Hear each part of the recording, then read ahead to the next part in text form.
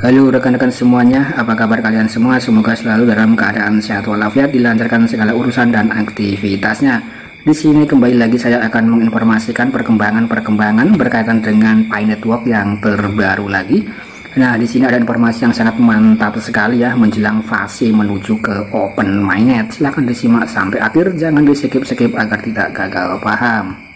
Nah, langsung saja kita ke inti daripada informasi yang pertama ya. Nah, di sini masih dikutip daripada Hokkien News pada tanggal 31 Maret kemarin ya, informasi yang sangat baru dan masih hangat sekali. Nah, di sini berkaitan dengan vendor ini menjual 2 ponsel iPhone. Nah, di sini dengan koin sekitar 0,02 Pi ya. Kemudian pionir saya mau memesan.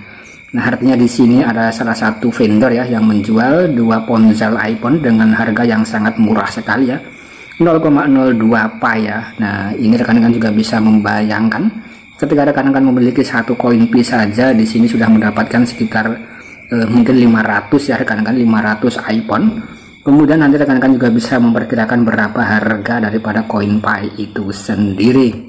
Nah, di sini kita coba untuk mengulas informasi yang disampaikan oleh Hokkien News di sini ya. Kita coba untuk membedahnya. Nah, di sini kita bisa melihat sebagai bentuk informasi di awal ya rekan-rekan. Nah, mungkin rekan-rekan itu belum banyak yang tahu ya tentang daripada Vincent Max Philip. Nah, di sini merupakan salah satu core team juga ya. Mungkin yang paling familiar adalah Dr. Nicholas dan juga Zheng Diovan. Kemudian di sini kalau kita lihat dalam sejarah daripada Pi Network itu sendiri ya, didirikan oleh 3 orang ini, yaitu Nicholas, kemudian Zheng Diovan dan juga Vincent Philip ya, pada tahun 2019 yang lalu ya. Nah, di sini didirikan saat mereka bertemu dan bekerja di dalam computer security di Stanford University ya. Nah, ini adalah sebagai bentuk informasi tambahan untuk rekan-rekan semuanya agar lebih tahu tentang sejarah daripada Pi Network.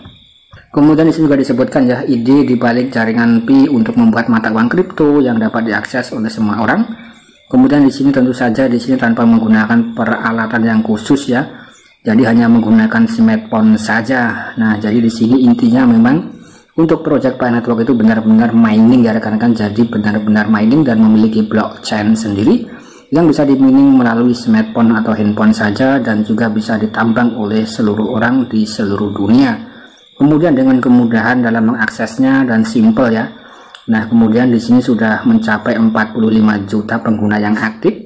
Kemudian beberapa waktu yang lalu sempat ada berita bahwa ada sekitar 700 orang atau 700 akun. Nah, ini juga terlibat atau terregistrasi daripada project Pi Network ya. Tapi yang lebih valid adalah sekarang ini sudah ada sekitar 45 juta akun yang aktif. Kemudian yang masih KYC baru sekitar 10 juta ya rekan-rekan, mungkin kurang lebih seperti itu, dan akan terus bertambah dengan cepat. Karena di sini sudah berlaku untuk project berikutnya atau fase berikutnya, yaitu adalah KYC massal. Nah, kemudian di sini juga dijelaskan secara singkat tentang daripada project Pi Network.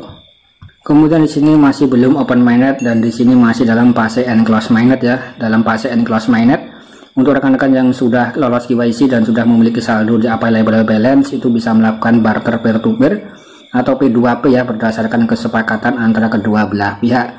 Bisa menggunakan harga GCV ataupun tidak ya. Nah, kalau rekan-rekan itu semakin banyak bertransaksi menggunakan harga GCV maka akan tercatat di blockchain, dan ketika open mainnet tentu saja untuk harga daripada Pi Network akan sangat tinggi ya, mungkin bisa mendekati harga GCV. Nah, mungkin teorinya seperti itu. Kemudian di sini juga banyak sekali rekan-rekan kita yang terlalu lama menunggu dalam open mainnet ya, banyak yang menjual koin-koin mereka. Kemudian dalam CMC coinmarketcap.com itu sempat dilistingkan, tapi di situ ada tanda warna merah ya, artinya di situ masih terdaftar tapi belum resmi, dan core team masih menyanggahnya ya. Jadi selama masih belum open mainnet, belum memiliki harga yang sah. Nah, oke rekan-rekan, dan di sini sekali lagi fungsi daripada koin Pi yang rekan-rekan tambang itu digunakan sebagai alat bayar ya, atau sebagai mata uang. Jadi berbeda konsepnya dengan project cryptocurrency yang sudah listing dalam coinmarketcap.com ya. Kurang lebih seperti itu. Kemudian di sini juga diperingatkan lagi oleh core team agar tidak menjual koin Pi ya selama fase enclosed mainnet di sini. Kemudian setelah open mainnet tentu saja di sini sangat bebas ya. Nah, kemudian di sini juga para pionir juga harus tahu ya, menukar koin Pi dengan uang fiat di pasar gelap sangat dilarang oleh core team ya. Jika Anda ketahuan menjual koin Pi Anda di pasar gelap, maka Anda harus siap untuk mengambil resiko, yaitu akun rekan-rekan itu bisa di-banned selama 100 tahun ya. Ini sudah ada contoh kasusnya. Jadi saya harus berhati-hati ya untuk rekan-rekan, jangan sampai melakukan kesalahan. Kita tinggal menantikan fase menuju open mainnet ya, tinggal sebentar lagi ya, kita tinggal ikuti saja alur-alurnya saja. Kemudian saran dari saya, rekan-rekan itu tinggal fokus mining saja dan jangan aneh-aneh ya. Jangan pernah memberikan prasasti ke orang lain, atau jangan pernah menempelkan prasasti rekan-rekan itu di dalam aplikasi apapun itu ya, karena nanti bisa terindikasi terkena phishing dan lain-lain, dan ini juga banyak sekali contoh kasusnya. Jadi cukup disimpan atau dicatat saja untuk prasasti rekan-rekan semuanya ya. Nah, kemudian nanti ketika sudah open mainnet, sudah memiliki harga yang nyata, rekan-rekan bisa menggunakannya untuk berbelanja sesuka rekan-rekan semuanya. Kemudian di sini juga disebutkan ya, pada jaringan Pi pada mainnet tertutup saat ini memiliki pionir yang memiliki kesempatan untuk menemukan vendor yang jelas. Seperti baru-baru ini sempat heboh di media sosial, di mana sang vendor tetap menjual 2 unit iPhone miliknya di sini seharga 0,02 Pi saja. Nah, di sini artinya dalam fase enclose mainnet kita harus belajar dan mencari informasi berkaitan dengan vendor-vendor yang bisa dikatakan valid atau memiliki reputasi bagus ya rekan-rekan, untuk nanti ke depan kita bisa melakukan barter di dalamnya. Nah, kemudian informasi di sini lagi-lagi juga dikutip daripada sosok Doris Jin ya. Nah, di sini Doris Jin yang memberitakan informasi di sini, kita bisa mengecek dalam bentuk bahasa Indonesia ya. Apa yang saya lakukan untuk Pi? Saya menukar 2 iPhone dengan harga 1 Pi. Nah, di sini harganya GCV. Kemudian saya menerima 0,02 Pi ya untuk 2 ponsel. Kemudian di sini juga sudah termasuk dalam biaya pengiriman sekitar $58 ya. Jadi untuk ongkirnya sangat mahal ya rekan-rekan, $58 dalam estimasi rupiah ini sekitar ya 700 ribuan ya, sampai 800 ribu hanya untuk ongkirnya saja. Kemudian saya suka Pi dan saya mendukung GCV ya. Kemudian Pi akan menjadi mata uang penselesaian internasional dan mata uang pembayaran peer-to-peer, sehingga harus dimulai dari harga yang tinggi dan stabil ya. Kemudian Pi membutuhkan utilitas ekosistem untuk mendukung harganya. Nah, jadi di sini informasi ini dikutip daripada Doris Jin, dan seperti berikut ini rekan-rekan. Nanti rekan-rekan itu juga bisa mengakses daripada Twitter Doris Jin ya. Ini sudah checklist warna biru, dan di sini memang sangat masif sekali ya. Doris Jin memberitakan informasi berkaitan dengan Pi Network dan mendukung daripada harga konsensus global. Kemudian di sini juga disebutkan ya, vendor juga tak lupa melampirkan bukti penjualan 2 unit iPhone miliknya beserta dengan koin Pi ya. Kemudian untuk lebih jelasnya rekan-rekan bisa melihat di sini ya. Kita bisa mengecek. Nah, tampilannya seperti berikut ini ya. Nah, di sini ada di dalam saldo available balance-nya ada sekitar 347 ya. Kemudian yang digunakan untuk transaksi hanya sangat sedikit sekali ya, 0,001 Pi ya. Kemudian di sini sudah mendapatkan semacam smartphone. Kemudian di sini juga untuk pengirimannya sudah terlihat, dan di sini juga ada semacam bukti-bukti untuk pembayarannya ya rekan-rekan. Nah, kurang lebih seperti itu. Jadi di sini sangat mantap sekali ya, sudah mulai kita bisa melakukan barter. Kemudian di sini nanti ketika sudah ada aplikasi ekologi yang sudah matang resmi mainnet ya. Nah, kita juga bisa melakukan order atau belanja ya. Mungkin seperti di kalau Indonesia seperti Tokopedia ID, kemudian juga Pi Barter Mall ya, dan juga Pi Chain Mall Indonesia.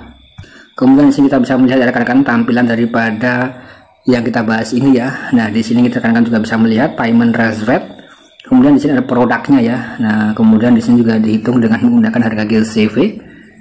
Kita bisa mengecek ya rekan-rekan, kita coba-coba lihat-lihat saja. Kemudian di sini juga disebutkan ya, sang vendor tidak lupa juga membuat video yang isinya memperlihatkan iPhone yang dijual bersama para pionir lainnya.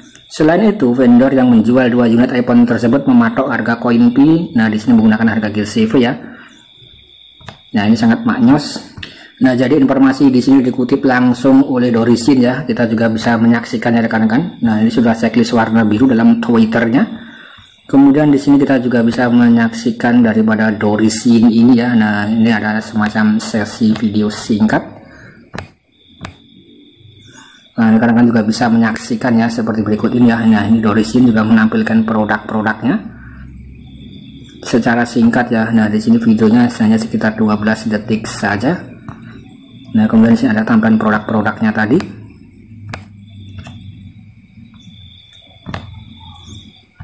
Kemudian di sini tentu saja rekan-rekan juga banyak sekali yang ingin mengorder ya. Bagaimana caranya ya, terutama yang ada di Indonesia. Nah, kita juga sedang mencari tahu atau sedang mencari informasi ya rekan-rekan, kalau nanti sudah memungkinkan untuk transaksi lintas batas. Di sini saya mungkin juga akan melakukan order ya, kurang lebih seperti itu ya. Dan untuk rekan-rekan yang sudah berhasil order, nanti juga bisa tulis dalam kolom komentar ya, terutama untuk rekan-rekan yang memiliki saldo di available balance. Nah, oke rekan-rekan, saya rasa sekian dulu konten dari saya. Semoga ini bisa memberikan informasi yang positif ya kepada rekan-rekan semuanya. Sekian, terima kasih.